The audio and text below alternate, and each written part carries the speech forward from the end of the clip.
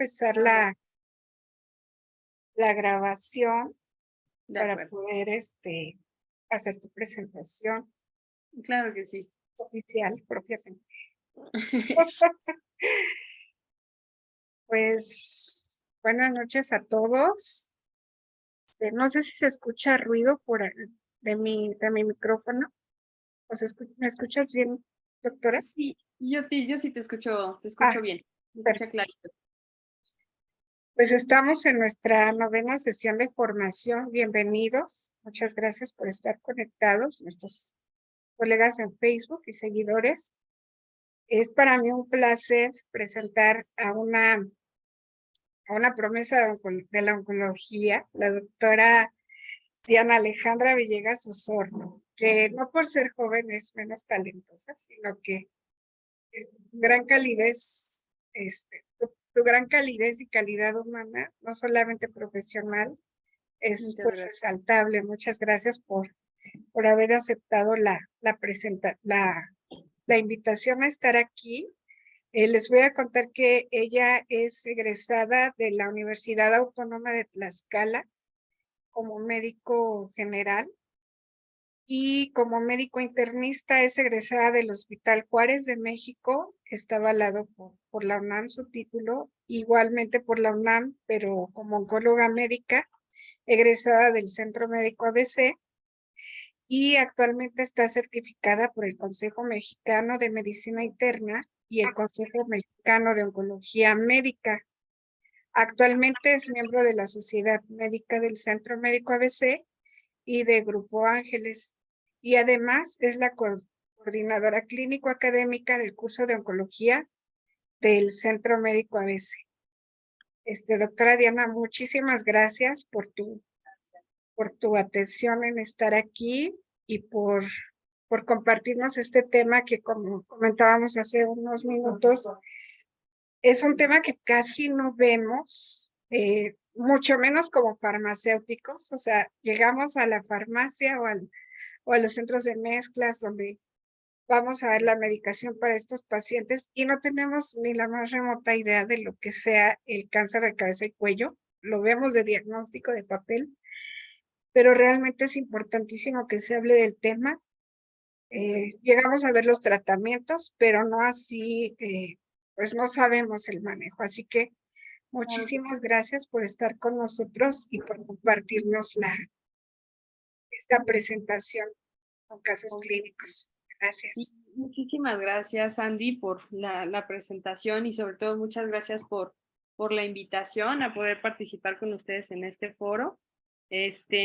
Como ya lo hemos platicado un poquito, la verdad es que en cáncer de cabeza y cuello tenemos muchas opciones de tratamiento. Actualmente, como ya lo iremos viendo a lo largo de esta presentación, tenemos muchas opciones que incluso pueden ser curativas en ciertos estadios clínicos para los pacientes. Sin embargo, a veces este tipo de complicaciones que tienen por el tratamiento pueden hacer que esta posible curación se vea mermada. Entonces, vamos a ir hablando un poquito de esto, las consideraciones clínicas, algunas consideraciones que nos pueden a nosotros como oncólogos limitar el tratamiento. Y sí, que nosotros como oncólogos tenemos que tener muy, muy, muy claro que el tratamiento y el éxito del tratamiento tiene que ser un manejo multidisciplinario en este tipo de pacientes. Entonces, voy a comenzar con el primer caso clínico.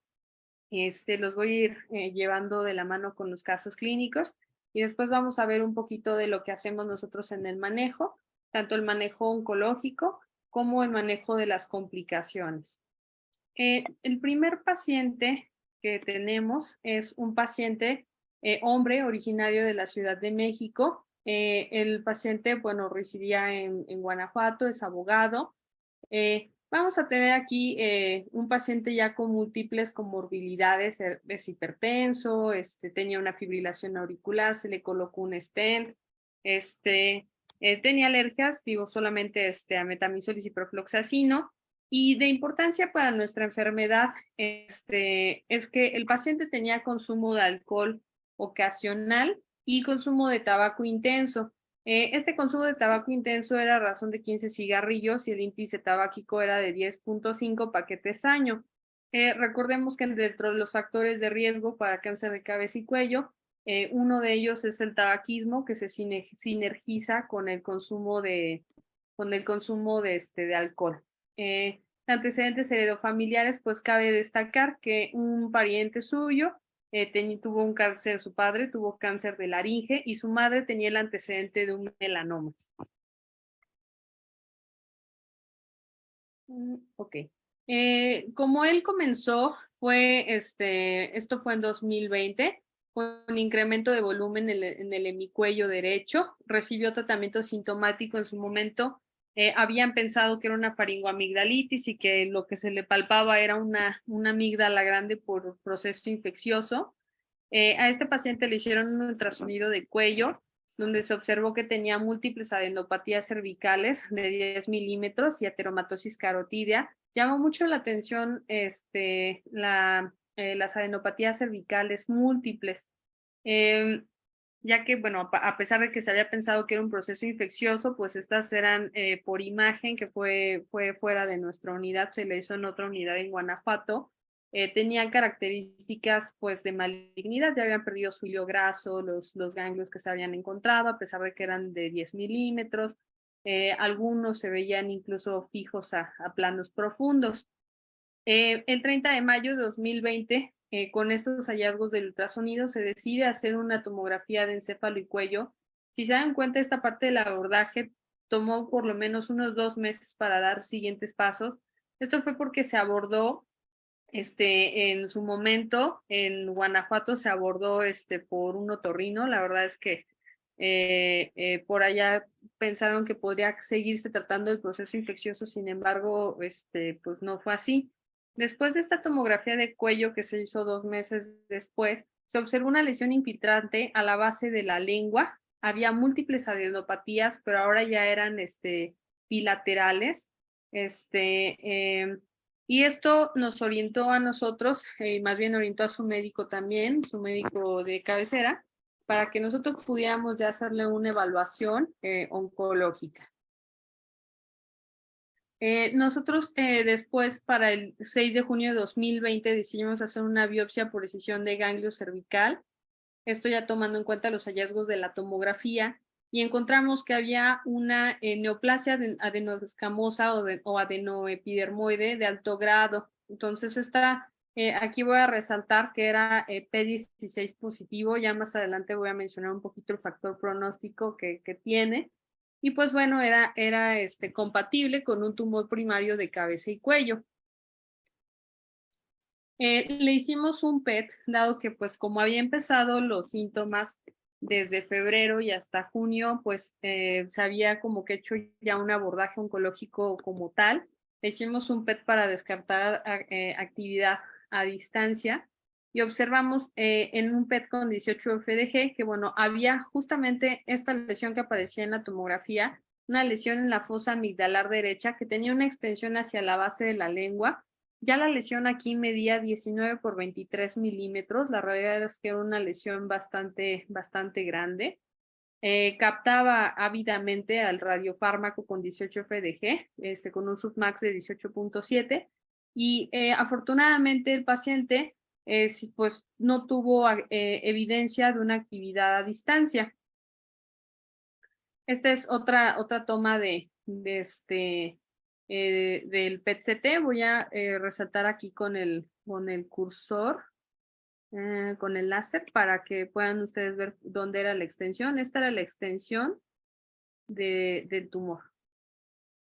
Todo esto que estoy tocando aquí con el láser era el tumor que nosotros encontramos. Y ya con estas imágenes y viendo que el paciente pues estaba en un estadio clínico localmente avanzado, nosotros dentro de la estadificación clínica para tumores de cabeza y cuello tomamos mucho en cuenta la presencia de ganglios. Al haber ganglios positivos y un tumor pues relativamente grande, lo dejamos como un estadio clínico localmente avanzado. Esta clase de pacientes, actualmente el tratamiento sistémico recomendado es la quimiorradioterapia definitiva. Generalmente en estos pacientes que son localmente avanzados ya no es recomendable operarlo, ya que puede quedar con enfermedad residual y esto sí puede tener impacto a largo plazo en su recuperación y en su supervivencia. Entonces, el paciente por este estadio clínico fue candidato a quimiorradio definitiva. La quimioterapia que utilizamos o que nosotros decidimos emplear fue ahora sí que evaluando su estatus funcional. En aquel momento el paciente tenía un ECOG de 1, no tenía ninguna contraindicación para recibir platino, así que iniciamos cisplatino a 100 miligramos metro cuadrado. Fue un esquema trisemanal, 3 ciclos, y lo recibió estos ciclos en el periodo de junio hasta septiembre de 2020. En concomitancia con radioterapia de intensidad modulada, lo que se le dio a él fueron 70 grays en total, en 35 fracciones. En general, como se dividió, fueron 54 grays al cuello bilateral en total, 60 grays a los ganglios que estaban positivos y en este volumen total se incluyó un boost a la base de la lengua en el volumen total. Esto con la intención de que pudiese reducirse la enfermedad, teniendo la mayor posibilidad de que quedara pues con respuesta completa. Aquí cabe mencionar que también lo que había mencionado un poco antes del P16, actualmente nosotros lo consideramos como un factor pronóstico. Se ha visto que en los pacientes que tienen P16 positivos, que se refiere a BPH positivo, sobre todo 16 que se mide con inmunohistoquímica, hemos visto que son más sensibles a recibir quimio-radioterapia y que responden mejor a la radioterapia. Entonces, aquí esto es un buen pronóstico, es un factor de buena predicción de respuesta al tratamiento el que haya tenido P16 positivo este paciente. Como toxicidad durante la radioterapia, y eso, la quimioradioterapia, perdón, y esto va a ser muy importante, es que el paciente desarrolló mucositis grado 3. Más adelante vamos a hablar pues de las limitantes que representa que haya mucositis para el paciente, náusea grado 2 también, que eso de cierto modo fue más manejable, o también tuvo mucha náusea el paciente, radioepitelitis y tuvo intolerancia a la vía oral. Esto es muy importante porque esta intolerancia a la vía oral pues fue asociada pues a la mucositis sobre todo. También el paciente desarrolló radioepitelitis grado 2 asociado a la radioterapia y disfagia. Esto también por la inflamación que genera primero el propio tumor y posteriormente el tratamiento con quimiorradioterapia. Posteriormente, a completando el tratamiento previo que habíamos mencionado con quimiorradio definitiva, en diciembre se dejó al paciente, digamos que descansar de su radioterapia en lo que recuperó esta inflamación y le hicimos una resonancia magnética de encéfalo y cuello, donde únicamente había cambios inflamatorios por radioterapia, sin evidencia de lesión tumoral en estructuras de cuello y base de la lengua. Como tal, el paciente tuvo una respuesta completa a la quimiorradio definitiva y en ese momento se quedó en vigilancia. Dentro de las complicaciones y vigilancia por posterior y el manejo multidisciplinario que nosotros tuvimos para con el paciente, pues fue soporte nutricional. Como les había comentado, el paciente tuvo mucho compromiso de la vía oral, no toleraba la vía oral en absoluto. Esto primero porque tenía mucha disfagia por el tamaño del tumor, no podía mascar, incluso ya tenía algo ahí de parálisis de los músculos de la masticación al inicio. Posterior, cuando le dimos la quimiorradioterapia, el paciente pues no aceptó que se le colocara una gastrostomía en un inicio, que vamos a hablar un poquito ahí de la decisión o de cómo nosotros elegimos a un paciente para gastrostomía. El paciente pues sí se desnutrió, tuvimos que darle soporte nutricional con nutrición parenteral total, estuvo prácticamente casi toda la quimiorradio con nutrición parenteral. Le dimos manejo para mucositis, ya que la mucositis era importante en su momento y llegaba a limitar a incluso la posibilidad para tomar líquidos. Control de dolor, eso es muy importante, ya que genera demasiado dolor el hecho de que tengan tanta mucositis, más aparte la radioepitelitis que genera la radioterapia. y también recibió apoyo por foniatría y deglución.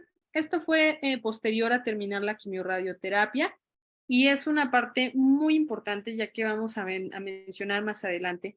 La mayoría de pacientes como este paciente que les presento, que logran curarse de un tumor de cabeza y cuello, en un 70% tienen complicaciones de la fonación y de deglución posterior a la quimiorradio definitiva. Y esto es asociado a que hay una atrofia de los músculos propios de la deglución, de la masticación. Esto nos puede generar aspiraciones o broncoaspiración, incluso algunas inadvertidas y otras macroscópicas, que pueden incluso generar la muerte del paciente o complicar mucho su recuperación. Por eso es muy importante que nosotros evaluemos al paciente posterior del manejo oncológico para que pueda obtener una curación y un alta del tratamiento oncológico de manera segura. Les voy a hablar un poquito de la epidemiología del cáncer de cabeza y cuello para que estemos un poquito más centrados en lo que pasa con esta clase de tumores. Va a representar el 3.7% de los nuevos diagnósticos de cáncer. No es una patología tan común, sin embargo, existen algunos sitios donde lo es más. Como mencionaba antes, es más frecuente en pacientes fumadores. La variante más común van a ser los tumores de tipo epidermoide en el 90%. Va a ser más frecuente en hombres con una relación 2 a 4 por cada paciente. Su supervivencia relativa a 5 años es de 66.9%. La realidad es que es una supervivencia muy alta cuando se llegan a diagnosticar en estadios clínicos localmente avanzados o localizados. Generalmente los tumores localizados se van a encontrar en el 85.2%, 67.9% van a ser localmente avanzados, como en el caso de nuestro paciente. Aquí en nuestro país es más frecuente esta epidemiología de Estados Unidos, pero aquí es más frecuente encontrarlos en estadios clínicos localmente avanzados, incluso a distancia. Y esto tiene mucho que ver, pues ahora sí que con el escrutinio y con el acercamiento que muchas veces los pacientes llegan a tener hacia el control médico o el chequeo médico, que no somos a veces tan apegados. Y a distancia encontramos que hasta un 40.2% se van a encontrar ya en estadios clínicos metastásicos. Aquí igual en esta grafiquita de pastel, solamente únicamente resaltar que localmente avanzado, como en nuestro caso clínico, se encuentran hasta el 49%, casi la mitad de los casos. Y los objetivos de la terapia sistémica en el cáncer de cabeza y cuello, esto hay que tenerlo muy en cuenta, si es enfermedad resecable, hay que dar terapia adyuvante en pacientes con factores de riesgo de recurrencia. Esto es tumores probablemente de alto grado, tumores que tengan bordes positivos, que no hayamos o que no tengamos la posibilidad de poderlo radiarlos correctamente.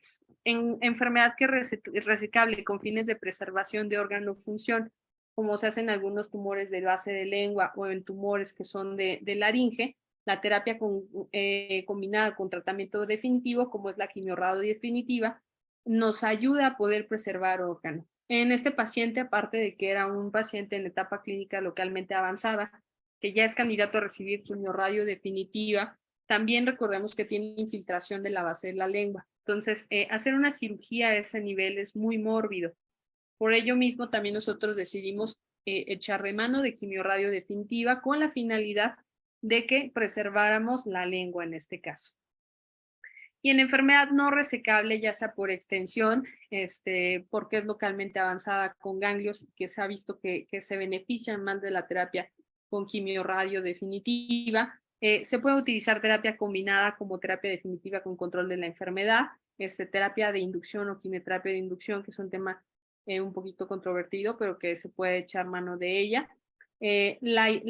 Aquí el objetivo es reducción del tamaño tumoral, mejoría de la función, tratamiento de la enfermedad a distancia subclínica y mejorar el control local y preservación de órganos.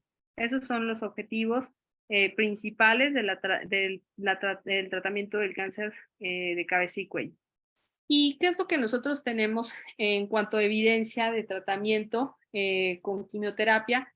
Tenemos varios esquemas. Actualmente estos son los estudios, los pongo en la columna de la izquierda de su pantalla. Tenemos varios estudios que han utilizado radioterapia, todos en su mayoría, con o sin quimioterapia en algunos casos. Han utilizado esquemas basados en platinos, esquemas basados en platino más fluoropirimidina, esquemas incluso basados en carboplatino, se ha intentado con hidroxiurea, se ha intentado con taxanos, se ha intentado también con cetuximab, como lo vamos a ver más adelante. Y todos los estudios de quimioterapia que nosotros tenemos incluyen pacientes en estadios clínicos localmente avanzados de quimioradio definitiva, estadios clínicos 3 o estadios clínicos 4. Siempre se eligen, pues ahora sí que por lo menos estatus funcionales de bien a regulares, más de 70% de Karnofsky, ECOG de 1, de 0, 1 o 2. Fuera de eso, la realidad es que ya es un poquito más difícil el cuidado de los pacientes, pero sin embargo se pueden seguir tratando de cualquier manera. Y vemos que en todos estos incluyen pues, pacientes con tumores de cavidad oral. Recordemos que cabeza y cuello es una enfermedad muy heterogénea que puede incluir varios subtipos, subtipos anatómicos, entonces puede ser por faringe, hipofaringe, cavidad oral. Entonces estos estudios podemos ver que se incluyó pacientes de distintos subtipos,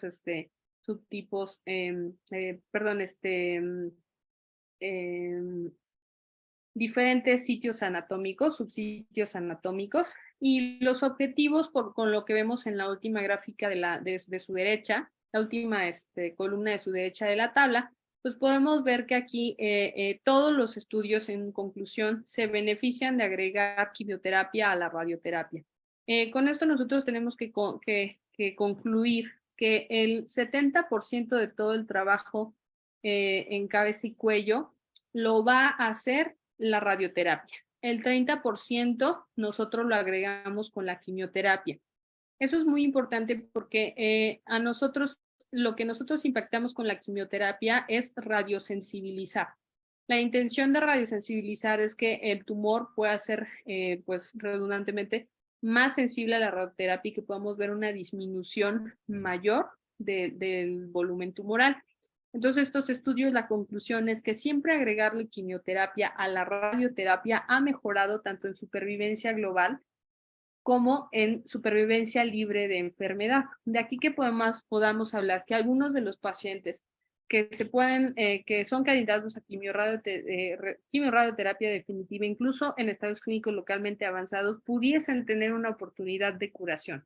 Entonces, va a ser muy importante y por eso es nuestro empeño en la mejoría de condiciones, porque el paciente cuando inicia el tratamiento con quimioradio definitiva tiene que terminar sí o sí la radioterapia. Entonces, nosotros somos de mucha ayuda en esa parte y tenemos que tener muy en cuenta el manejo integral porque nuestra meta es que el paciente termine la radioterapia y la termine de la mejor manera posible. Y de tratamiento con cetuximab actualmente, aparte de los estudios, ensayos que les mostré con quimioterapia, nosotros tenemos que tener en cuenta la elegibilidad a platino. Como les mencionaba al inicio, este paciente, en este caso clínico, vamos a ver un caso diferente más adelante, donde el paciente era relativamente elegible a platino. Hay muchos estudios, incluso el metaanálisis de Manch, donde menciona que la mejor droga quimiosensibilizadora para el tratamiento de cabeza y cuello es el cisplatino. Sin embargo, hay pacientes que tienen comorbilidades como por ejemplo toxicidad renal, el estatus funcional no lo permite, hacen toxicidad durante la aplicación del cisplatino, incluso pierden la audición en algunas ocasiones, y esto los vuelve inelegibles a platino. En este tipo de pacientes existe también la posibilidad de radiosensibilizar y una de estas terapias es cetuximab. Entonces, en pacientes siempre va a ser mejor cisplatino. Cuando nosotros podamos dar cisplatino, hay que darlo. Sin embargo, en pacientes que no son elegibles, podemos echar manos de cetuximab. Entonces, hemos visto que cetuximab igual mejoró la sensibilización a radio y mejoró los objetivos en cuanto a control regional versus radioterapia sola. También vemos en la gráfica que estoy señalando aquí con el cursor que también mejoró la supervivencia global el agregar cetuximab a la radioterapia. vemos que aquí la toxicidad es, digamos que similar, un poquito similar a la de cisplatino. Es distinto, pero sí podemos ver que tienen mucha reacción cutánea. Esto, bueno, más relacionado al cetuximab y a eso sumarle la radioterapia. Sigue habiendo mucho mucositis, disfagia, gerostomía, rash acneiforme, que en pacientes incluso que no reciben radioterapia lo vemos muy común y que se relaciona a la respuesta que puede haber hacia cetuximab. Y bueno, reacciones infusionales al ser un anticuerpo monoclonal. También en pacientes que no son elegibles a platinos, también se ha tratado de utilizar carboplatino. El carboplatino ya ha demostrado varios estudios que es completamente inferior a cisplatino. Sin embargo, en algunos pacientes que no tienen acceso a cetuximab o que se beneficiarían todavía de intentarlo con un platino, se puede echar mano de, a pesar de que los estudios son negativos para no inferioridad. Se ha intentado cisplatino semanal, es decir, fraccionar la dosis trisemanal. Sin embargo, como vemos en estas gráficas, es inferior en el brazo de cisplatino semanal e incluso pareciera que es un tanto deleterio. Entonces, no está recomendado fraccionar el cisplatino, es mejor intentar el cambio por otra droga o tratar de controlar la toxicidad que está haciendo siempre y cuando no ponga en peligro ninguna otra función del paciente. Y bueno, ya entrando al manejo de las complicaciones del paciente con quimiorradio definitiva, pues vemos que la incidencia y costo de las complicaciones a neoplasias de cabeza y cuello, vamos a tener que la radio solita va a dar un 51% de complicaciones.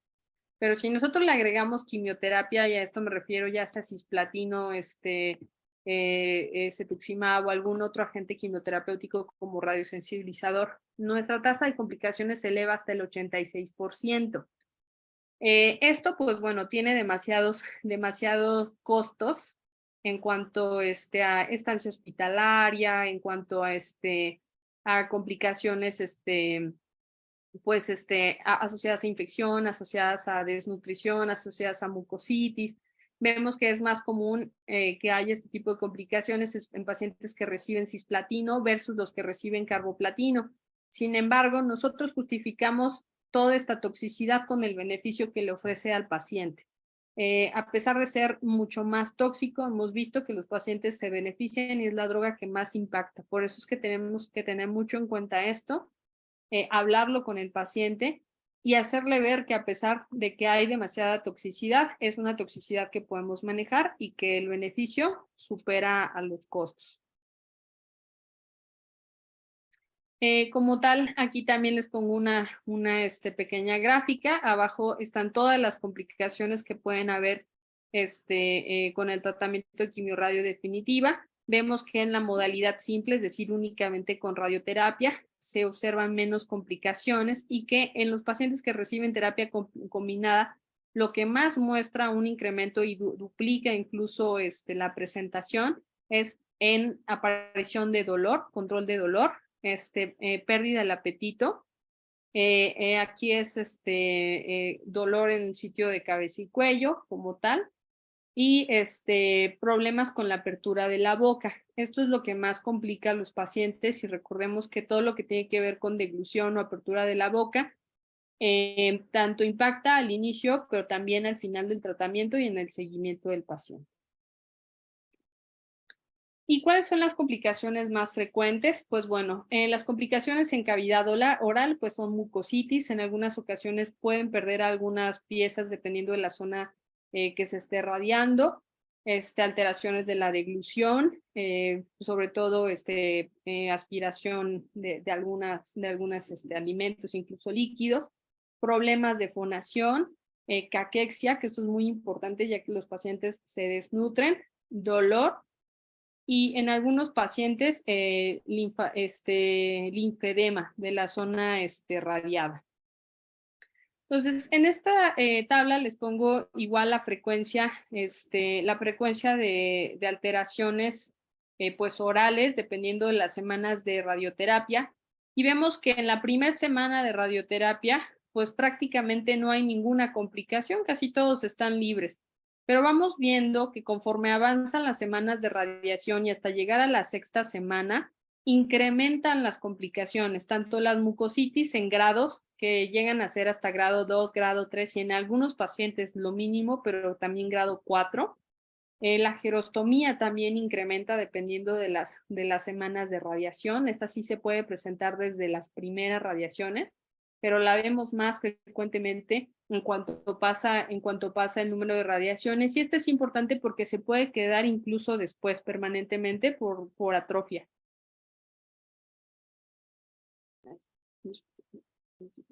Y los grados de disfagia, también podemos ver aquí que la disfagia, a diferencia de la mucositis, sí se puede presentar desde las primeras semanas de radiación. Entonces es importante y esto puede ser tanto asociado a la inflamación que genera la radiación, así como también asociado al tumor per se. Pues lo podemos ver desde el inicio y esto sí puede ser muy importante porque como vemos, tanto puede ser grado 1 como un porcentaje nada despreciable, puede ser grado 3. Si bien la mayoría pues, parece no tener disfagia al inicio, pero sí hay un número no tan despreciable que la puede tener desde el inicio. Vemos que igual que el patrón previo, hacia cómo incrementa las semanas del tratamiento, pues van incrementando estos síntomas. Los grados de disgeusia también y esto es muy molesto para los pacientes porque los que todavía pueden comer se quejan mucho que la comida no les gusta nada, que no les sabe a nada o que tiene sabores extraños o que sabe a metal. Esto es asociado al cisplatino.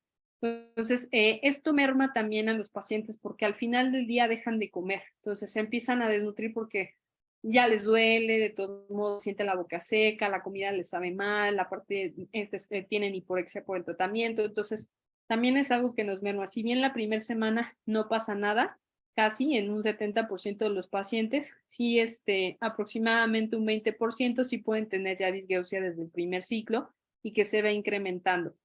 Esto en general mejora al terminar el tratamiento. Esto sí puede mejorar y puede tardar de unos 3 a 6 meses en ir mejorando. La mucositis oral es la mayor morbilidad por mucositis es el dolor intenso. Entonces es lo más que genera. Mucho dolor, no toleran pero ni agua. Entonces eso es muy importante porque de plano no pueden consumir absolutamente nada, les genera intolerancia a la vía oral y tiene un gran impacto en la calidad de vida del paciente y gran impacto en la nutrición. Entonces son desde fases iniciales, esta mucositis está asociada más al efecto de la radioterapia, va incrementando conforme van los ciclos, si hay demasiada inflamación, liberación de citocinas, factores de necrosis tumoral, se ulcera toda la cavidad oral, incluso se puede ulcerar las porciones superiores del esófago por esta mucositis, y al terminar la radio ya podemos entrar en una fase de curación. Nunca termina de curarse bien en cuanto a durante el tratamiento, porque cuando empieza a repitelizar, recordemos que es un epitelio de recambio muy, muy rápido. En cuando empieza a repitelizar, ya le toca otro ciclo de radio y otra quimio. Entonces es muy difícil, pero sí es algo que puede controlarse. Entonces, inicialmente empieza con algo de eritema en las mucosas, en el grado 1. Generalmente se empieza a presentar en la segunda semana de radioterapia.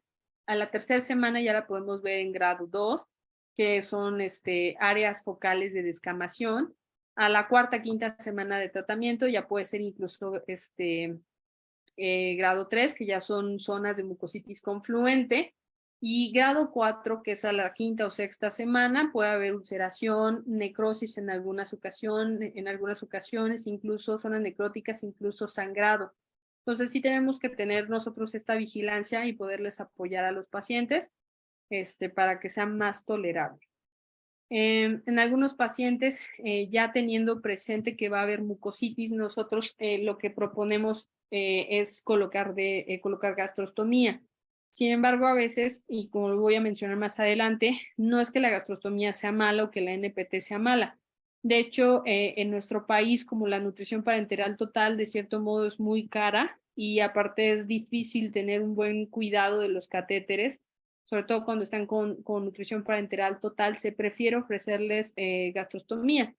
A este paciente específicamente le ofrecimos gastrostomía, sin embargo, él no quiso. Incluso recibió terapia psicológica y demás, y él no quiso, rehusó la gastrostomía, a pesar de que nosotros hablamos con él, que era una medida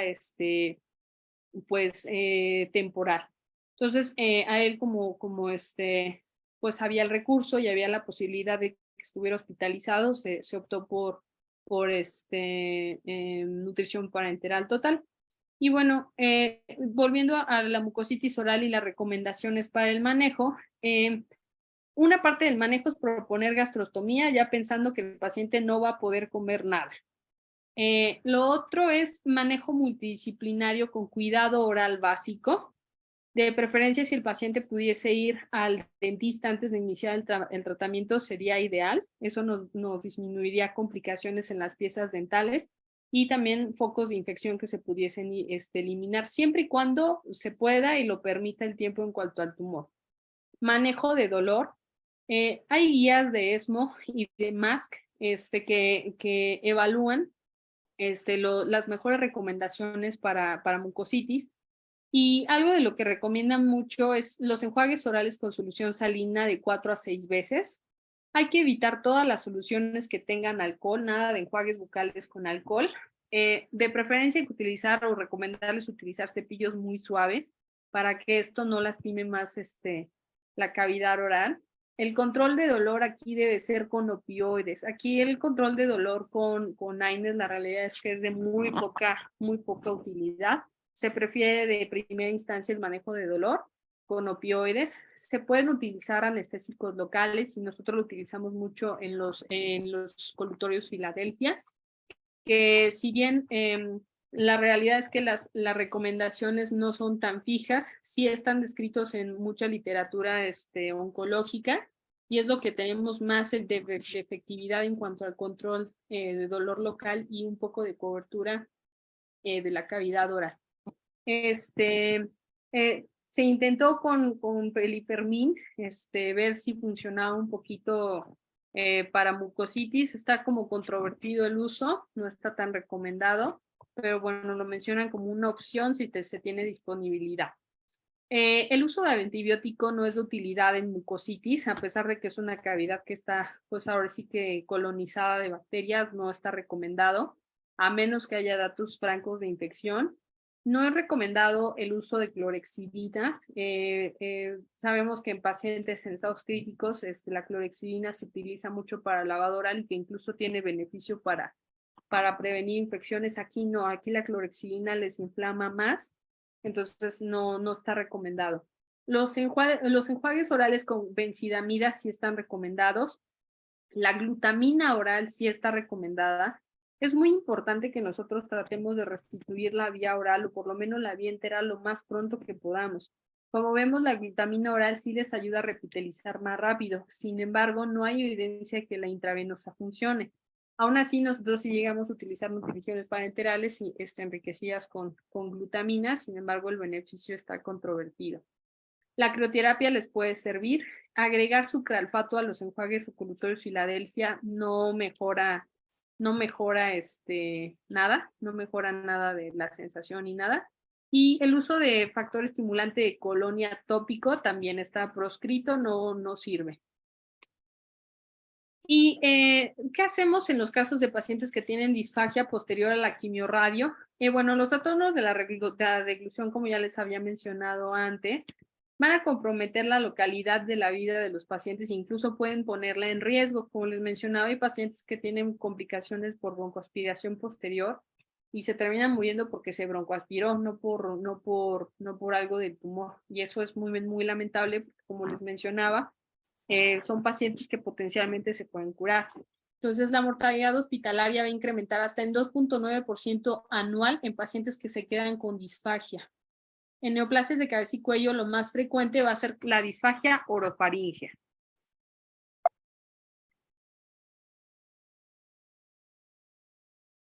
Y bueno, se va a estimar que hasta 86% de los pacientes que van a desarrollar disfagia persiste por más de 5 años. Por eso es importante que se evalúe desde, pues ahora sí que desde el inicio, antes de que vaya a iniciar el tratamiento y al final.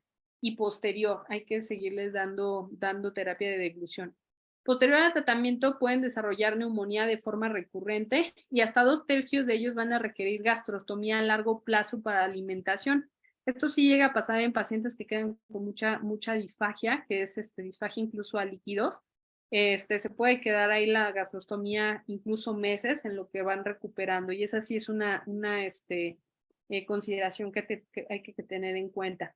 Va a haber hasta un 27% de posibilidad de desarrollar difusión faríngea tardía, que eso también es importante.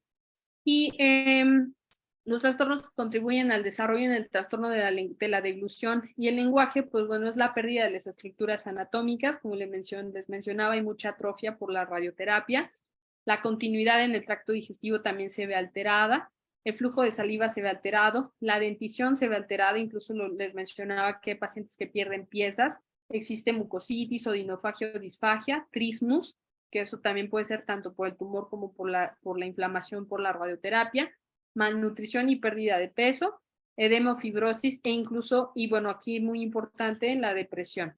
Como ya mencionábamos, son pacientes que requieren mucho apoyo psicológico, pues ya que se ven pues con secuelas muy marcadas de tratamiento y que en algunas ocasiones estos tumores llegan a ser deformantes. La disfagia posterior a quimioterapia, a quimiorradioterapia, la podemos ver como una toxicidad aguda. Hasta en el 32% va a ser una disfagia sólidos pura.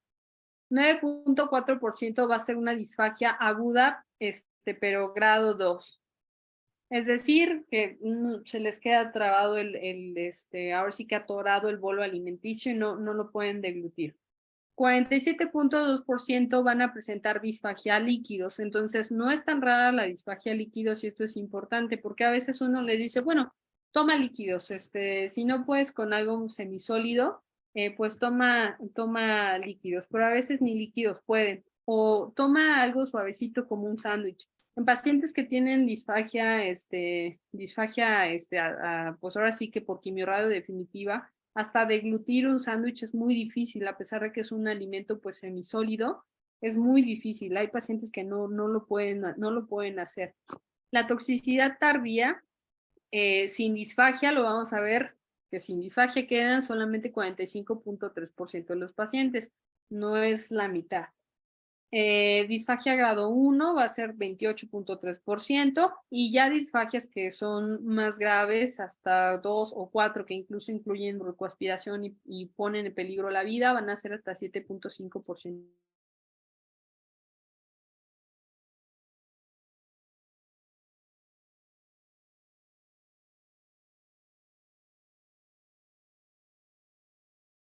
Después de la terapia preservadora de órgano, va a ser fundamental en el manejo, como lo veníamos comentando desde antes. Es pieza clave para el éxito del tratamiento. Hay que hacer nuestra evaluación inicial, hay que iniciar ejercicios profilácticos, preservar la ingesta oral si se puede, o más bien preservar, ese es el objetivo, preservar la ingesta oral. Está la controversia que mencionábamos antes de gastrostomía versus no gastrostomía. La mayoría de oncólogos preferimos la gastrostomía, sin embargo, bien cuidado un catéter, bien cuidado una nutrición parenteral y con la orientación apropiada podemos no poner gastrostomía y echar mano de nuestros recursos con nutrición parenteral total. Sí requiere mucho cuidado, pero podemos hacerlo. No está mal si no la ponemos, tampoco está bien si a todos le ponemos gastrostomía. Digo, aquí no hay una respuesta incorrecta, cualquiera de los dos es válido. Como les menciono, aquí en nuestro país se prefiere proponer la gastrostomía temporal, pero podríamos no hacerlo y sería una buena decisión, siempre y cuando teniendo en cuenta los costos y teniendo en cuenta que necesitan mucha vigilancia. Entonces, hay que tener un plan de ejercicios post-tratamiento. Aquí en el Centro Médico ABC tenemos terapia de deglución y la verdad es que con muy buenos resultados en los pacientes. Y entremos aquí, este paciente desde que llegó ya tenía pérdida de peso, de hecho hizo caquexia porque no podía comer nada, es una de las complicaciones principales. La definición de caquexia, pues bueno, vamos a tener que son 3 estadios: precaquexia, caquexia y caquexia refractaria, ¿no? Lo ideal es que nosotros podamos identificar al paciente desde que tiene precaquexia, es decir, pérdida de peso de menos del 5%. Si lo podemos nosotros, digamos, encontrar como este paciente que sí estaba ya un poco más caquéctico, sí tenía pérdida de peso de más del 5% de la masa muscular, también siguió perdiendo peso durante el tratamiento y sarcopenia porque no podía comer nada. Todavía nosotros logramos intervenir de manera temprana en cuanto a la cuestión nutricional. Entonces, bueno, la refractariedad es cuando técnicamente ya son pacientes que tienen muchas desnutriciones de manera crónica, generalmente lo vemos en tumores más avanzados, tumores más grandes, y bueno, como podemos ver acá, nos impacta en la supervivencia. Entonces aquí se relaciona a estatus funcionales muy, muy bajos, muy pobres, y la supervivencia ya incluso disminuye a menos de 3 meses en este tipo de pacientes. Lo ideal es agarrar a los pacientes o identificarlos en precaquexia o máximo en caquexia. Y los objetivos del apoyo nutricio en pacientes con tumores de cabeza y cuello son, hay que minimizar la pérdida de peso, hay que minimizar la pérdida de nitrógeno y hay que minimizar también la pérdida de nutrientes. Recordemos que son pacientes que tienen mucha inflamación. Entonces tenemos dos opciones, usar la nutrición enteral, o tenemos en pacientes que no podemos preservar esta nutrición enteral, podemos utilizar nutrición parenteral total. En este estudio, lo más importante que quiero mostrarles es la supervivencia en pacientes que desarrollan pues desnutrición, en pacientes justo de cabeza y cuello, la pérdida crítica de peso, versus aquellos que pueden mantener. Como vemos, la supervivencia global a 5 años sí se ve disminuida, 62 contra 70% de los pacientes a 5 años, respecto a los que sí están mejor nutridos, o sea, los que no tienen una pérdida crítica de peso. También vemos que la duración de las respuestas se ve discretamente mayor en aquellos pacientes que están más con mejor cuidados nutricios que aquellos que pierden peso de manera dramática. Este estudio es afecciones de caquexia en pacientes con tumores de cabeza y cuello. Vemos que aquí, dependiendo de la localización oral, por ejemplo, de la localización anatómica, ya sea cavidad oral, laringe, faringe o incluso cavidad nasal, vamos viendo la frecuencia de pacientes que tienen caquexia. Podemos ver que donde más caquexia podemos observar es en aquellos pacientes que tienen tumores de cavidad oral, seguidos de laringe, y los que menos son los tumores de cavidad nasal, es decir, nasofaringe o primarios de cavidad nasal. Y los requerimientos nutricionales, generalmente lo recomendado es que energéticos sea de 25 a 40 kilocalorías al día para este tipo de pacientes. De estos, 60-70% tienen que ser hidratos de carbono no proteicos. Los lípidos de 25 a 30%, proteínas 1.2 a 2 gramos por kilo por día. Tiene que haber un balance en todo esto que nosotros indicamos. Y también lo que nosotros tenemos indicado es que en estrés severo, es decir, pacientes que tienen mucha mucositis o mucha inflamación, tenemos que duplicar un tanto los requerimientos. Y bueno, aquí en la medición basal, nosotros tenemos que usar mano, esto es algo que hacemos en conjunto con nutrición clínica. Hay que hacer una medición basal, tanto de los indicadores antropométricos, indicadores bioquímicos, indicadores dietéticos, y se tiene que evaluar cada 21 días hasta el fin del tratamiento. Entonces, como vemos, tiene que ser muy estricta la evaluación nutricional y va prácticamente de la mano con el tratamiento que nosotros le estamos dando. Es decir, cada 21 días, cada que nosotros hacemos un ciclo de cisplatino, tiene que venir con su evaluación nutricional. Y entramos aquí al caso clínico número 2. Aquí es un paciente más joven, de 39 años. El paciente tiene como tal de antecedentes de importancia. Pues el paciente tenía trastorno de ansiedad. Esto es muy importante porque impactó demasiado en la cuestión psicológica. Necesitó mucho apoyo psicológico, incluso apoyo también por psiquiatría, ya que pues el paciente se deprimió muchísimo, tenía mucha ansiedad. De hecho, con él, por la cuestión de la ansiedad que él manejaba, él prefirió manejarse completamente en el hospital. No fue ambulatorio, lo tuvimos hospitalizado toda la radioterapia prácticamente. Y afortunadamente le fue muy bien, pero necesitó muchísimo apoyo psicológico. Como alergias, únicamente penicilina, era alérgico a Bactrim. Aquí cabe mencionar que el paciente era diabético. Aquí no lo puse en lo de crónico degenerativos, pero el paciente era diabético.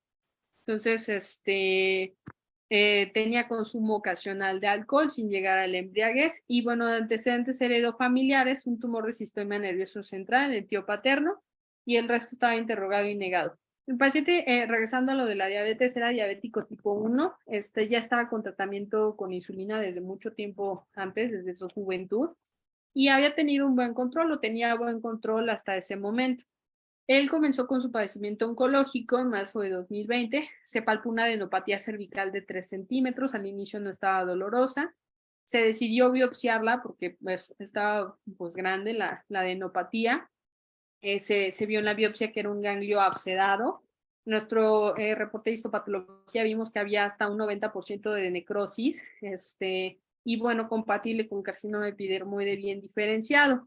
Fue positivo para P16, P53 fue positivo, pero bueno, eso lo encontramos casi en todos los tumores y cabe mencionar que tenía un índice de proliferación muy alto, hasta del 80%. Aquí se le hizo todo el abordaje porque no se encontraba clínicamente donde estuviese el tumor. Únicamente teníamos el ganglio, no teníamos como tal el primario originalmente. En una endoscopía alta para evaluar todo el tracto digestivo y ver si no era otro primario, incluso esófago, únicamente se encontró esófago de Barrett. En la nasofibrolaringoscopía, se hizo biopsia de nasofaringe derecha e izquierda, estaban negativas para neoplasia. Ojo con esto de la negatividad para neoplasia. Entonces, se decide hacer una resonancia magnética de cuello y encéfalo, ya que no encontrábamos por ningún lado el primario. Y como podemos ver, a pesar de que ya se había biopsiado la nasofaringe previamente, en la resonancia magnética sí se logró observar un tumor de primario de nasofaringe. Es esta zona que estoy señalando, este puntito, que se ve hipointenso. Hiperintenso y que realzaba ahorita aquí con el contraste, es este puntito. Entonces, y múltiples adenopatías, sobre todo en región 2B de cuello, que es drenaje linfático de esta zona. Y aquí nosotros lo manejamos como un primario de nasofaringe. Llama mucho la atención que las biopsias iniciales estaban negativas, sin embargo, no es algo poco común. Aquí donde estaba ubicado el tumor, es una zona, digamos que es un punto ciego para el clínico y que tenemos que nosotros echar mano de imagen diagnóstica, ya que muchos de los tumores de nasofaringe se encuentran en esta fosita que se llama fosa de Rosenmüller, que es una región o punto anatómico que se considera un punto ciego. Siempre hay que tener en cuenta que no podemos descartar nasofaringe si no vemos una imagen donde esta zona esté libre. Y le hicimos un PET también para tratar de localizar enfermedad a distancia, dado el tamaño tumoral que tenía en el ganglio. Y bueno, únicamente se vieron cambios posquirúrgicos en la región cervical izquierda. Esto del ganglio, uno de los ganglios que se logró retirar. El metabolismo era hasta de 5.3 submax. Si lo notan, capta menos que en nuestro paciente anterior, sin embargo, pues completamente maligno. Y no se observó actividad de primario conocido a distancia. Aquí podemos ver un poquito de tanto de la zona posquirúrgica, donde se resecó el ganglio. Y bueno, el tratamiento sistémico que nosotros igual, a pesar de que nasofaringe tiene algunas otras consideraciones, tanto epidemiológicas como pronósticas del tratamiento, hacia el tratamiento es el mismo, se da quimiorradio definitiva. También aquí se decidió quimiorradio definitiva, ya que la cirugía en nasofaringe es muy difícil, es una cirugía muy mórbida y técnicamente es una cirugía donde tienen que entrar al macizo facial y que tienen que resecar toda la nasofaringe y hacer ahí muchos procedimientos en el macizo facial. Entonces se prefiere no hacerlo si se puede, ya que es muy mórbida esa cirugía, necesita mucha recuperación y de cualquier manera se tienen que radiar para adyuvancia. Entonces, en este paciente también se decidió dar quimiorradio definitiva. El esquema igual fue con cisplatino 100 miligramos metro cuadrado. Aquí, ojo, mucho ojo, porque el paciente, como les mencionaba, es diabético tipo 1, usa insulina. Y aparte de eso, ya tenía un grado de nefropatía diabética al inicio del cisplatino. Aquí nosotros lo que hicimos fue apoyarnos mucho con nefrología. La pregunta sería, ¿por qué no elegimos otro de los esquemas? Si ya hemos visto que en pacientes no elegibles podemos utilizar cetuximab. La respuesta es porque la mejor evidencia que tenemos es para el uso de cisplatino y hasta este momento nuestra mejor línea de tratamiento es con cisplatino. Si lo podemos utilizar, si podemos mediar la toxicidad, tenemos que usar cisplatino. Solo en pacientes que no podamos hacer esto, podemos utilizar los otros fármacos. A este paciente le dimos igual radioterapia, intensidad modulada a la nasofaringe y al cuello bilateral.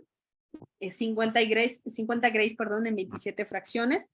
A él se le dio una segunda fase en nasofaringe y los ganglios otra vez, que fue una especie de boost. Se simuló por PET, se le dieron 12 Grace en 8 sesiones y la tercera fase fue únicamente a nasofaringe, 4 Grace en 2 fracciones más, con una dosis total de 70 Grace en 35 fracciones. Lo que se hizo fue fraccionarlo por secciones, tratando de consolidar la nasofaringe. Aquí el manejo multidisciplinario que nosotros decidimos para este paciente es lo mismo que en todo lo que tenemos que hacer. Soporte nutricional es muy importante, manejo de dolor, control de mucositis y manejo de la nefropatía. En este paciente esta es una de las limitantes que nosotros teníamos y de las mayores preocupaciones. Como tal, vemos un poquito la epidemiología de los tumores de cabeza y cuello, de nasofaringe. Vamos a ver que en México son muy poco frecuentes, son más frecuentes en Norteamérica y vemos que hay una zona endémica en Asia. Entonces, se consideran tumores más de regiones endémicas, como vemos en algunos sitios de Asia, África y demás, pues tienen mayor mortalidad que México, eso porque pues no los vemos tanto en nuestro país.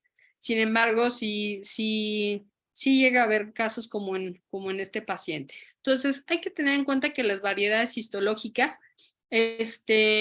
tenemos carcinoma de células queratinizantes que son tipo 1, que son 25%, hasta el 63% van a ser tumores no diferenciados, solo 12% van a ser diferenciados. Y vamos a ver que en regiones endémicas, y esto asociado a virus de Epstein-Barr, podemos ver que los tumores no queratinizantes van a representar más del 95%, pero recordemos que son las endémicas. México no es una endémica, pero aquí sí hay mucha relación en cuanto a la positividad de virus de Epstein-Barr.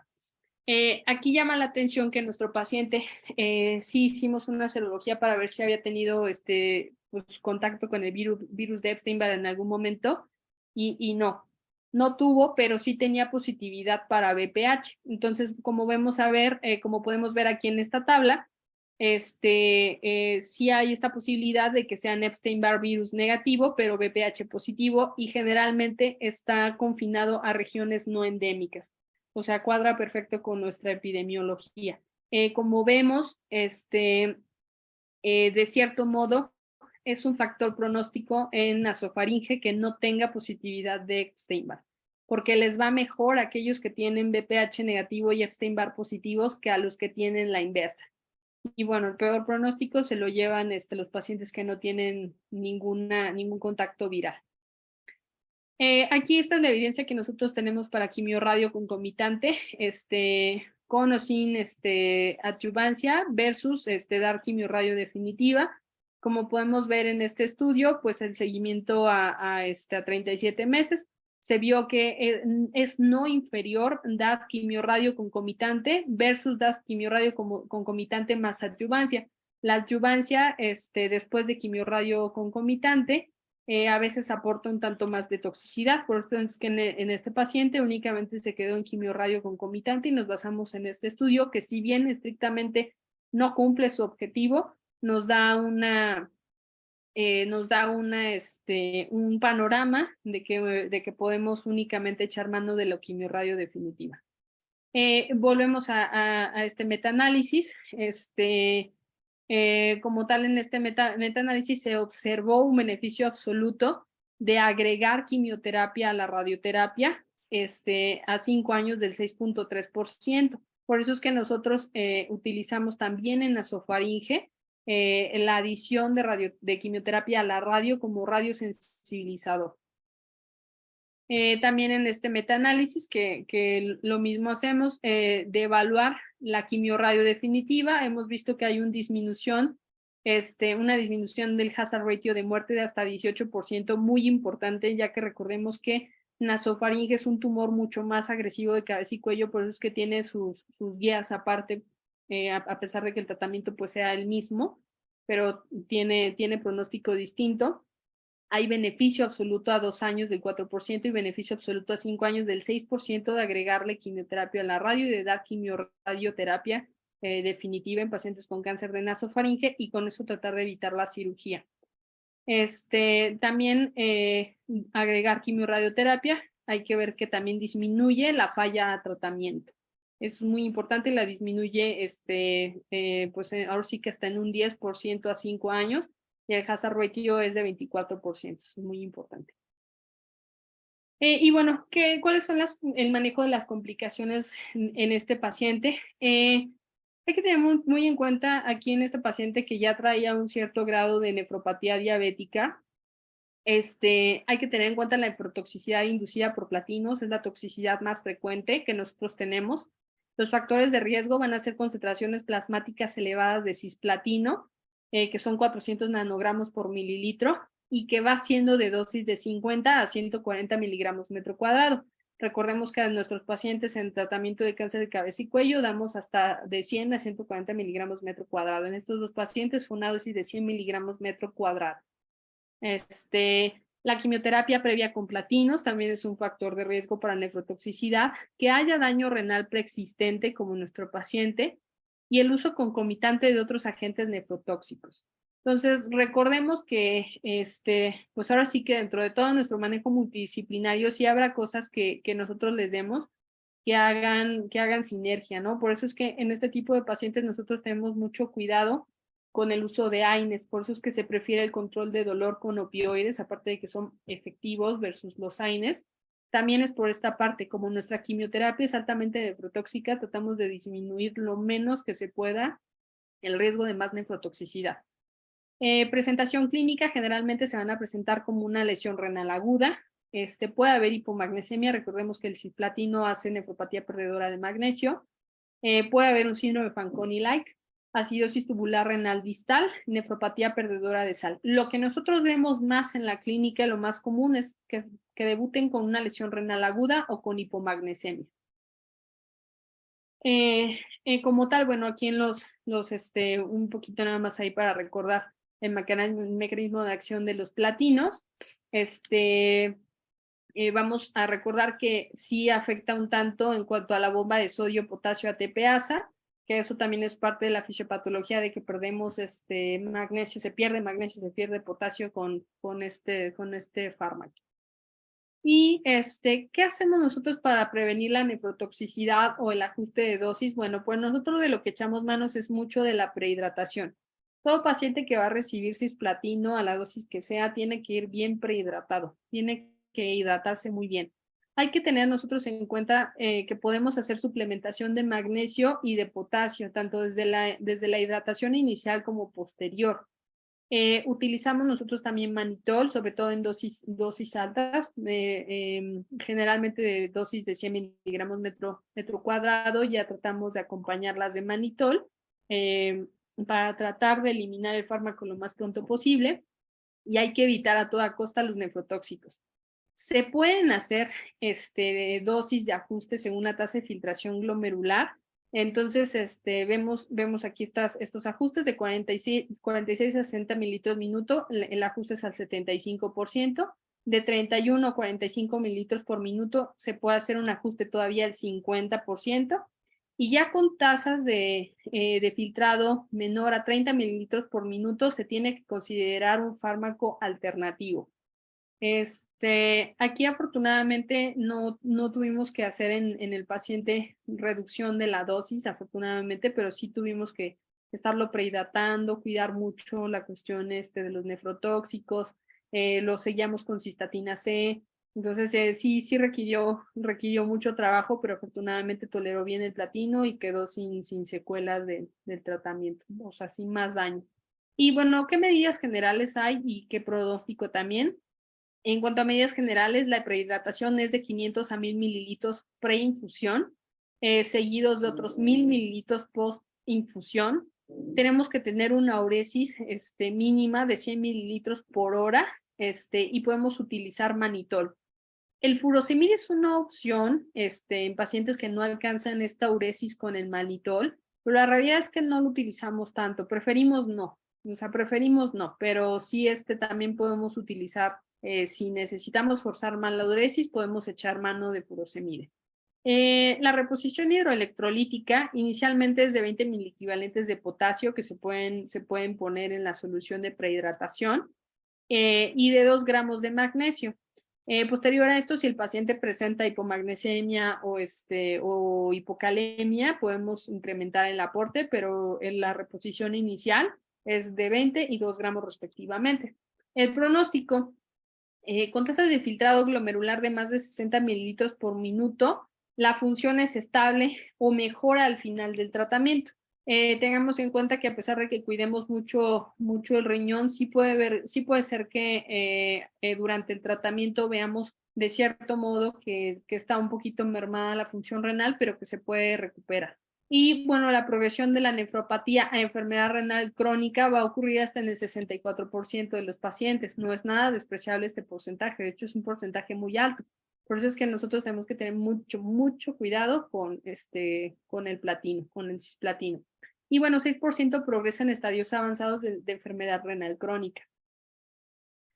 El paciente también presentó mucha radioepitelitis como toxicidad, entonces vamos a ver que hasta 95% de los pacientes que reciben radioterapia van a tener radioepitelitis, y esto es, pues bueno, por inflamación local, es como una quemadura de sol, nada más que más frecuente, pero es por inflamación a nivel de la piel. 20 a 45% van a tener descamación importante y ulceración, que puede llegar hasta grados 3 o 4. Recordemos que el grado 4 ya es incluso necrosis de la piel que pudiese poner en peligro la vida. Como tal, hay que tomar en cuenta que el manejo de la epitelitis también grados 3 o grado 4 ya tiene que hacerse como si fuera un paciente quemado. Entonces, los factores de riesgo va a ser la terapia concomitante, como les mencionaba en artículos previos y que vamos a ver más adelante, el agregar quimioterapia sensibilizadora a la radio va a tener como consecuencia que haya mayor radioepitelitis, más toxicidad. La obesidad es un factor de riesgo para radioepitelitis, sobre todo en la zona de los pliegues. El pobre estatus nutricional, volvemos con la nutrición que es un pilar importantísimo, la exposición crónica al sol y la dosis de radiación. A mayor dosis de radiación, y que veamos también en estudios previos que entre más avanzan las fracciones de radiación, más radioepitelitis. Este es el sistema de graduación que nosotros utilizamos, va del 1 al 5, 5 es muerte, lo más grave es 3 y 4. Generalmente en el grado 1 solo va a ser eritema, va a aparecer como una quemadura de sol. En el grado 2 puede ser como una quemadura de primero o segundo grado. Ya en el grado 3 vamos a ver más descamación, pérdida de piel, zonas expuestas. Y en el grado 4, como en la figura de abajo, vamos a ver ulceración, hemorragia, incluso necrosis de las zonas. Y bueno, grado 5 ya son cuestiones, ya es muerte, ¿no? Por radioepitelitis, que la realidad es que es muy poca la frecuencia. existen medidas para prevenirla y nosotros optamos por ulcerar a los, ulcerar, perdón, por hospitalizar a los pacientes a partir del grado 3 o 4. Y bueno, las manifestaciones más frecuentes, más frecuentes de la radioepitelitis, dependiendo de la zona de radiación, vemos que donde más frecuente la vamos a ver va a ser en cabeza y cuello, y que en grado leve únicamente se va a encontrar en el 20%, va a ser moderada o grado 2 en el 57%, y hasta grado 3 y 4 va a ser 23%. No es una radioepitelitis nada despreciable ni un porcentaje despreciable. La realidad es que es muy incómoda, los pacientes se quejan mucho, les recomendamos mucho utilizar playeras de algodón, cosas no sintéticas, no asolearse, tratar de tener la zona lo más ventilada posible, y hay algunos geles que les ayudan mucho a calmar la sensación. Vemos que también se presenta en otras neoplasias como mama, cáncer de vulva y cáncer anal, pero donde más lo vemos frecuente es en cabeza y cuello, donde es más mórbido. Y en cuanto a reacciones cutáneas por la radioterapia, y dependiendo de la dosis de radiación, podemos ver pigmentación y eritema, o sea, hiperpigmentación y eritemia, descamación seca, que son en dosis de 20 a 30 grays, y descamación húmeda, que ya es ahora sí que tarda más o menos unas 4 semanas en aparecer, pero lo vamos viendo a partir de los 30 a 40 grays de dosis total de radioterapia. Y bueno, las recomendaciones para el tratamiento de la radioepidermitis o radiodermitis, pues es tratar de dar, digamos, geles o medidas tópicas que puedan reducir esto. Alguno de lo indicado, pues es ver si tienen enfermedades que lo puedan predisponer, es decir, enfermedades vasculares o enfermedades del colágeno, si han recibido algún medicamento que pueda sensibilizar la piel, si fuman, los pacientes que fuman más tienen más riesgo de hacer radioepitelitis. Hay que tratar de hacer bueno, ahora ya se hace en todos lados, que son las planeaciones de radiación. Generalmente se ha visto que con radiación en intensidad modulada sí se disminuye mucho la tasa de radioepidermitis y de complicaciones.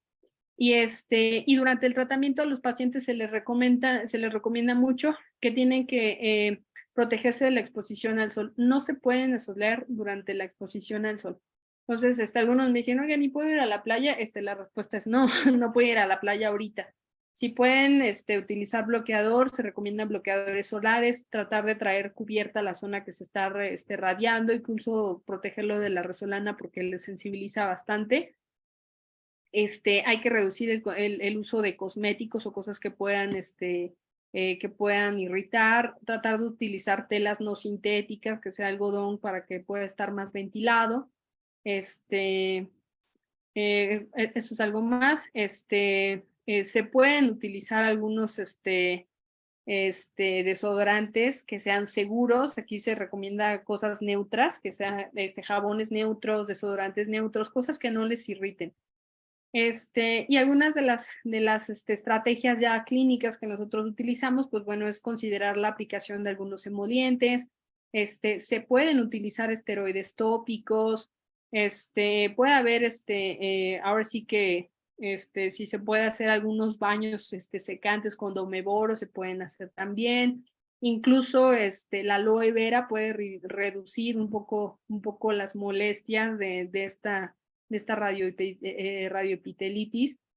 Y en el seguimiento nosotros tenemos que irlo siguiendo muy bien, ya que como pudieron ver en diapositivas posteriores, pueden progresar hasta una radioepitelitis grado 4. Entonces tenemos que hacer la evaluación continua para tratar de que el paciente no llegue a este punto. Cuando los pacientes tienen una radioepitelitis o radiodermitis muy, muy, muy importante, lo recomendable es a veces hacer una pequeña pausa en la radio. Lo ideal es que tienen que terminar, o sea, como podamos, pero el paciente tiene que terminar su radio. Entonces, hay que ser muy cuidadosos porque la meta es esa. Entonces, a veces podemos pausarla un poquito, dejarlos descansar unos días y reiniciar. Pero lo ideal siempre es terminar la radioterapia. Y bueno, ya para entrar casi al final de esta presentación, ¿cuál es la importancia del manejo de las complicaciones? Como vemos, este es un estudio de calidad de vida en pacientes que sobreviven a tumores de cabeza y cuello. Y pues lo que podemos ver es que pues ahora sí que desde la era de los platinos hasta la era del cetuximab y todo esto, siempre las complicaciones en este tipo de pacientes es lo que más los merma, ahora sí que terminando el tratamiento. Entonces, costo-beneficio se ha visto que este tipo de pacientes pueden curarse. Más lo podemos ver con el uso de cisplatino, pero tienen una opción de curarse. Entonces, sí llega a haber presencia de segundas malignidades, de segundas neoplasias, perdón, pero no es lo más común. Enfermedad cardiovascular también, pero no es lo más común. Podemos ver aquí en el estudio que, bueno, los pacientes, igual como les decía, en calidad de vida, a pesar de que los pacientes BPH positivos responden mejor a la quimiorradioterapia, también tienen más toxicidad.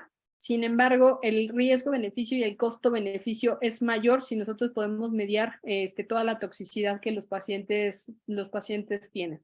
Entonces, hay que tratarlos, pues ahora sí que sin tratar de ajustar dosis ni nada, es decir, que recibe el 100% del tratamiento en la mayor medida de lo posible, pero siempre cuidando que la calidad de vida sea correcta para nuestro paciente y que podamos tratar a los pacientes de la mejor manera posible. Y muchas gracias por su atención. Quedo con ustedes para preguntas y respuestas. Doctora, qué revisión tan grande hiciste, tan amplia. Muchísimas gracias. Muy útil el manejo multidisciplinario, es lo que quisiera pues resaltar. Nosotros como farmacéuticos, pues nada más vemos la parte del cisplatino, ¿no? O el cetuximab y ponemos, y bueno, yo sí pensaba, bueno, cuando abría mis esquemas ahí en el sistema, pues tiene concomitante radioterapia, pero qué barbaridad, es demasiado el trabajo que se hace detrás de este tipo de pacientes.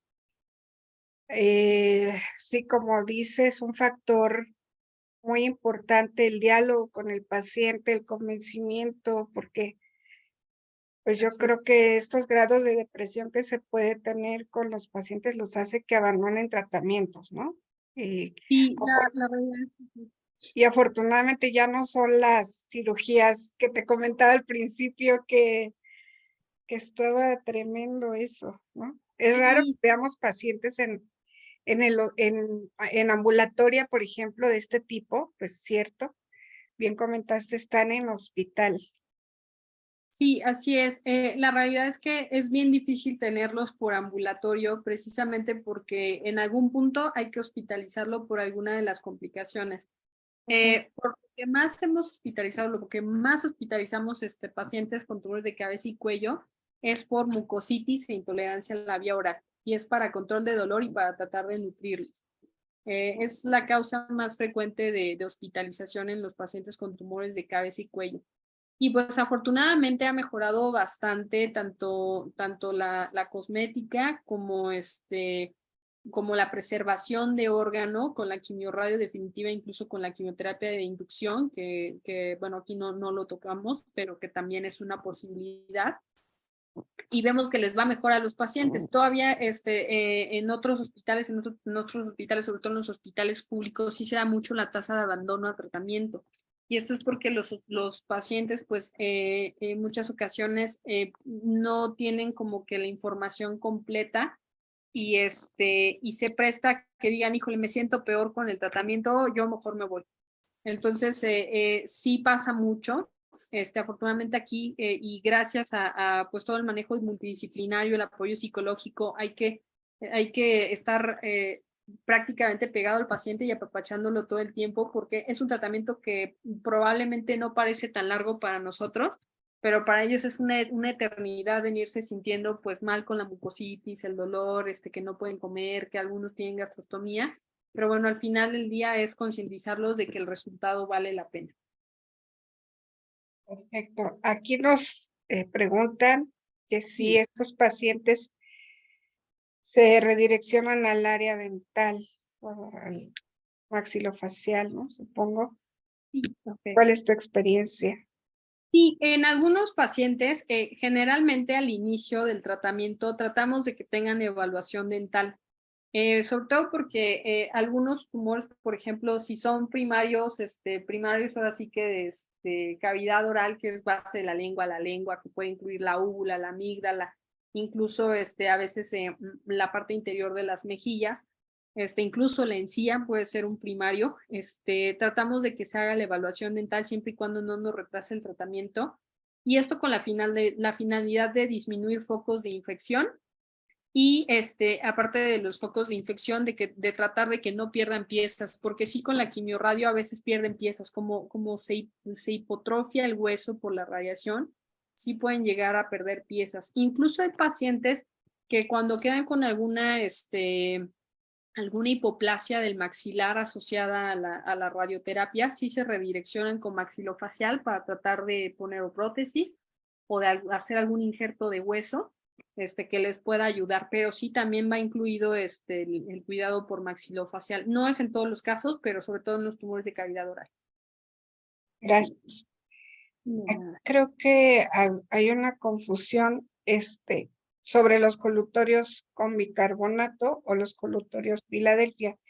Yo entendí que sí son recomendables los Filadelfia, ¿verdad? Lo que Sí, no es recomendable es ponerle sucralfato. así es. Y otra cosa, creo Y que los hay, ¿y cuál? Clorexidina, eso está contraindicado, ¿no? Sí, aquí la contraindicación es hacia los enjuagues alcoholados, ya sea pues, Listerina y todos los comerciales, porque irritan mucho y dan más Secan mucositis. más. Sí, y la clorexidina, porque también da más irritación, más mucositis. Los de bicarbonato se pueden emplear, pero es una cantidad muy poquita de bicarbonato, es casi como un cuartito de una cucharita, porque les funciona mucho en mucositis, pero grado 1, y les sirve como para prevenir la mucositis y aparte de que mantiene un poco más limpia la cavidad oral. Sin embargo, a partir de mucositis grado 2 en adelante, ya los quitamos porque no tiene prácticamente ninguna efectividad. Entonces ahí sí ya hacemos los colutorios Filadelfia. A los Filadelfia, pues prácticamente a veces decimos, bueno, y si le agrego sucralfato pensando que cubra más, esto como traspolando lo de la enfermedad acidopéptica, pero la realidad es que la evidencia dice que no sirve de nada, aunque le pongamos sucralfato no le va a funcionar. Lo ideal es hacer la preparación común con difeniramina, el Melox, Cocaína. exacto, la lidocaína, el micostatín y todo esto, que lleva para que sí haga un poquito ahí de control de dolor y también control ahí de las cuestiones infecciosas, con la prevención del honguito. Y algo que también es importante mencionar es que en pacientes que tienen mucositis muy importante también podemos utilizar colutorios con esteroide. Entonces, a veces hemos llegado a utilizar con dexametasona, que son colutorios con dexametasona, y eso modula un poco más la inflamación, también se puede llegar a hacer.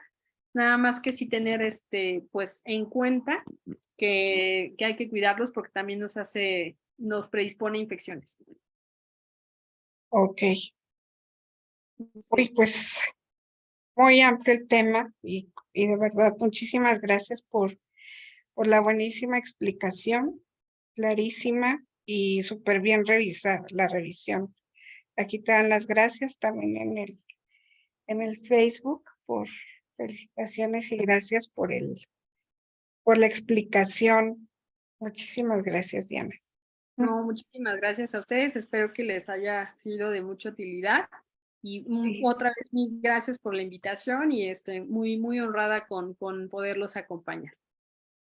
pues muchísimas gracias y bueno, ya por cuestiones de tiempo, pues vamos a cerrar la sesión, pero deseándoles feliz noche a todos y nos vemos dentro de 15 días. Gracias. Hasta luego, buenas Gracias, buenas noches.